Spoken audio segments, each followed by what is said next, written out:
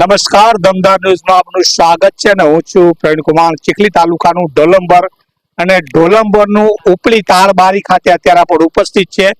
અહીંયા પાણીની સમસ્યાને લઈ અને જે લોકો પરેશાન છે. હાલ અત્યારે તો ચોમાસું ચાલી રહ્યું છે, પરંતુ જે પાણીની સમસ્યાને લઈ અને ખૂબ જ વિકટ પરિસ્થિતિનો જ્યારે સામનો કરી રહ્યા છે.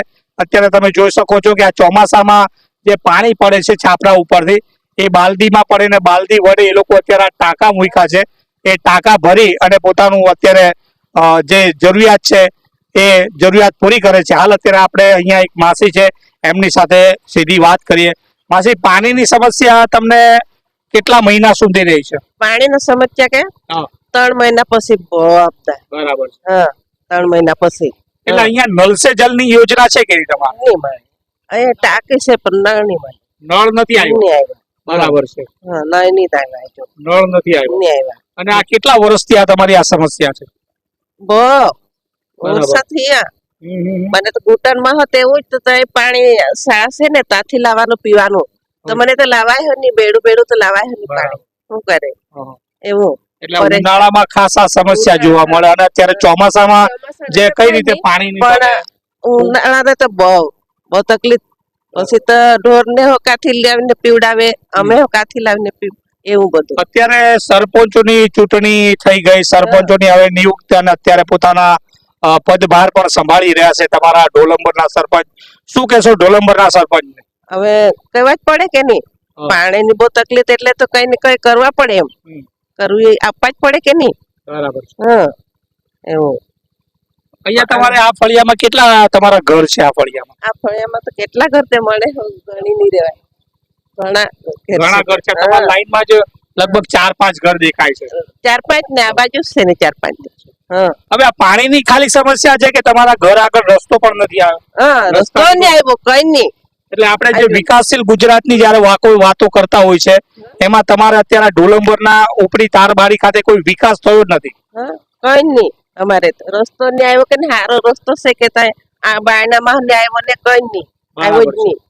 શું કરે? હા, શું કહેશો આપણા નરેન્દ્ર મોદી અને આપણા મુખ્યમંત્રી ભૂપેન્દ્ર દાદાને? કેમ કે વિકાસશીલ ગુજરાતની જયારે આપણે મંત્રીઓ વાત કરતા હોય કે ગુજરાતમાં આટલો બધો વિકાસ છે, પણ આ ગુજરાત રાજ્યનું અને નવસારી જિલ્લાનું ચીખલી તાલુકાનું ઢોલંબુર ખાતે હાલ અત્યારે અહીંયા વિકાસ કોઈ દેખાતો નથી ને વિકાસ થયો નથી, એવું તમારું કેવું છે? અમારે એવું છે. બીજા પણ અહીંયા આપણી સાથે છે માસી, એમની સાથે વાત કરીએ અને જાણવાનો પ્રયાસ કરીએ. શું કહેશો અત્યારે તમારે પાણીની લઈને સમસ્યા?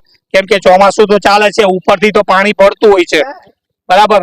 ઉપરથી તો પાણી પડે છે એટલે અત્યારે તમારે થોડુંક આ 2 મહિના તો થોડીક રાહત રહે, પરંતુ પછી તમને પાણીની સમસ્યા છે. નલ સે જલ આવી નથી. શું કહેશો સરપંચને અને મુખ્યમંત્રીને?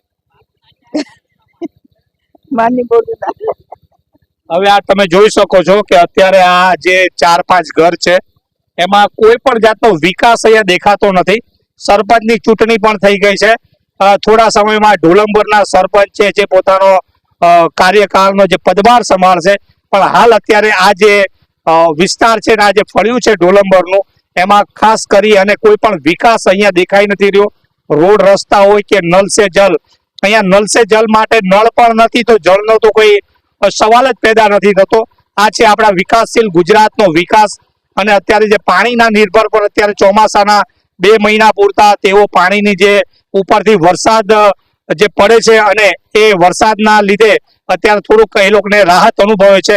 બાકી તો બીજા જે મહિનાઓ છે ને બીજા દિવસોમાં ખૂબ જ આ જે પાણીની સમસ્યા અને વિકટ પરિસ્થિતિનો સામનો કરી રહ્યા છે. હું તમને આગળ પણ બતાવીશ કે અહીંયા પણ એક તમે જોઈ શકો છો ખૂબ જ મોટા આવી રીતે ટાંકા મૂકી દેવામાં આવ્યા છે. આ ટાંકામાં જે વરસાદનું પાણી પડે એ વરસાદનું પાણી એકત્રિત કરી અને પોતાનું જીવન ગુજરાન ચલાવી રહ્યા છે. આ છે તાળબારીના દ્રશ્યો, ઢોલંબુરના જે ઉપલી તાળબારીના દ્રશ્યો છે. ખૂબ જ વિકટ પરિસ્થિતિનો સામનો કરી રહ્યા છે.